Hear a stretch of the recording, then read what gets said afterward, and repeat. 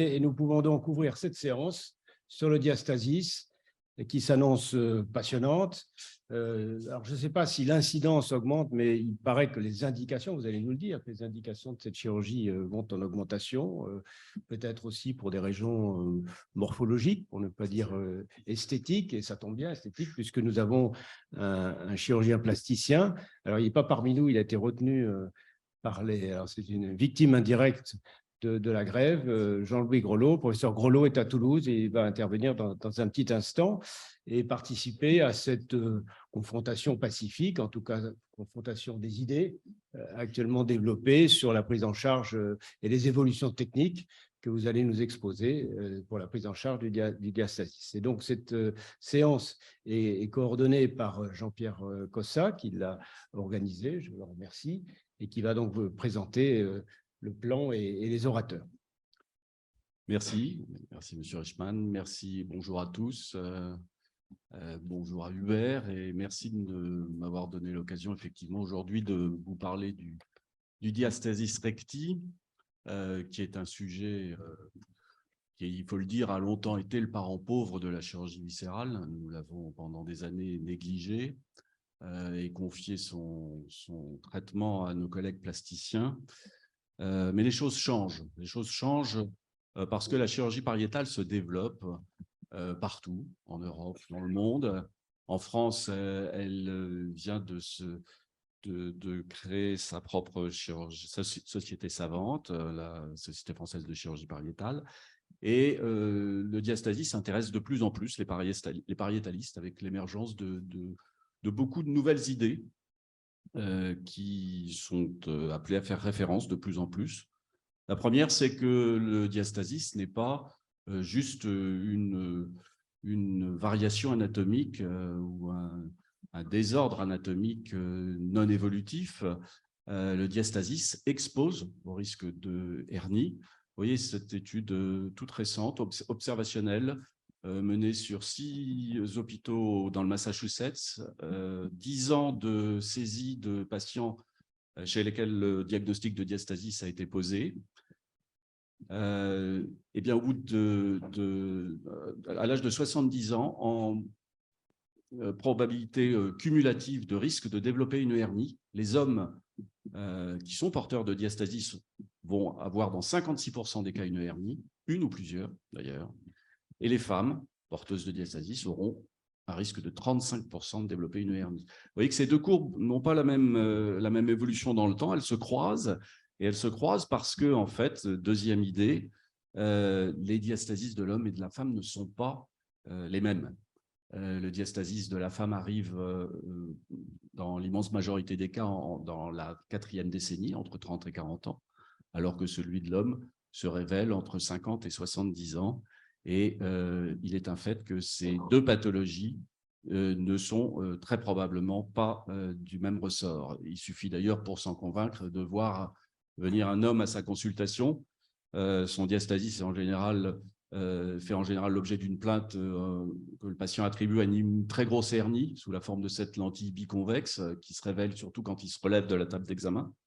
Alors que la femme va arriver en consultation en vous disant « je ne veux plus, docteur, qu'on me dise que je suis enceinte », alors que ça n'est pas vrai, regardez mon ventre. Et pour faire le diagnostic, à contrario, vous allez lui demander de rentrer le ventre.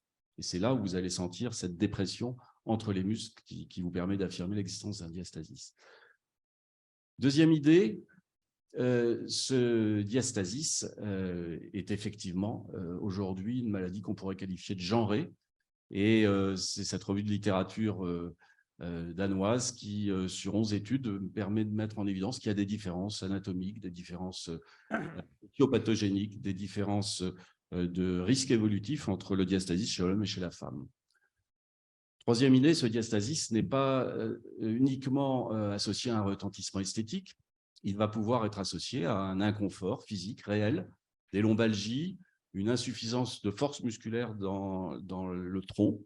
C'est ce travail d'Olson qui l'a très soigneusement étudié avec un score de Disability Ratio Index, associé à un score de confort de vie bien connu, c'est le score SF36. Et 60 femmes opérées, une amélioration constante de ces scores, à 1 an, à 3 ans, donc une correction non seulement esthétique, mais aussi fonctionnelle. Quatrième idée, quand on parle de diastasis aujourd'hui, il faut parler de dimension. Diastasis, ce n'est pas juste une évaluation subjective, c'est une évaluation objective en centimètres, graduée avec une règle à l'examen clinique ou encore mieux à l'imagerie. L'imagerie qui, elle, doit être idéalement dynamique parce que le diastasis se mesure au repos, à l'effort, et on y est attaché, on en parlera tout à l'heure. Tout simplement parce qu'en le mesurant avec cet esprit dynamique, on va pouvoir prédire sa réductibilité et donc le pronostic de fiabilité de sa cure chirurgicale. Enfin, dernier point, et Köckerling, en grand Manitou du registre allemand, est là pour nous le rappeler, le diastasis, aujourd'hui, c'est sur 91 publications, 45 techniques opératoires différentes. Si on veut y voir clair, si on veut avoir des idées précises sur ce qu'il faut faire, il faut bien évidemment être vigilant sur l'enregistrement de toutes ces techniques pour bien être à même de les différencier et de les comparer. Donc, importance du registre. Voilà, j'en ai fini avec cette courte revue de la littérature actuelle. Aujourd'hui, j'ai organisé cette séance en donnant d'emblée la parole à un plasticien. Jean-Louis Grolot est chef de service en chirurgie plastique à Toulouse. Le diastasis vu par les plasticiens, est-ce que c'est la référence? C'est en tout cas la référence historique, ça c'est certain. Et puis ensuite, nous aurons 4 intervenants viscéraux. Eric Mann, qui est à Bordeaux et qui nous parlera de ce réamorçage d'intérêt que nous avons, nous, les viscéraux, pour le diastasis.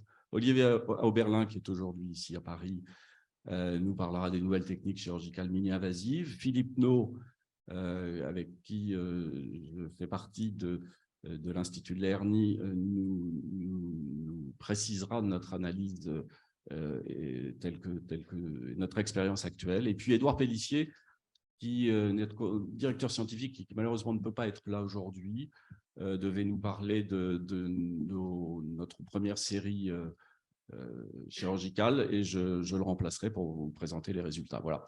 Il est 14h52. Nous avons donc 5 communications, 2h10. Je pense qu'on a largement le temps.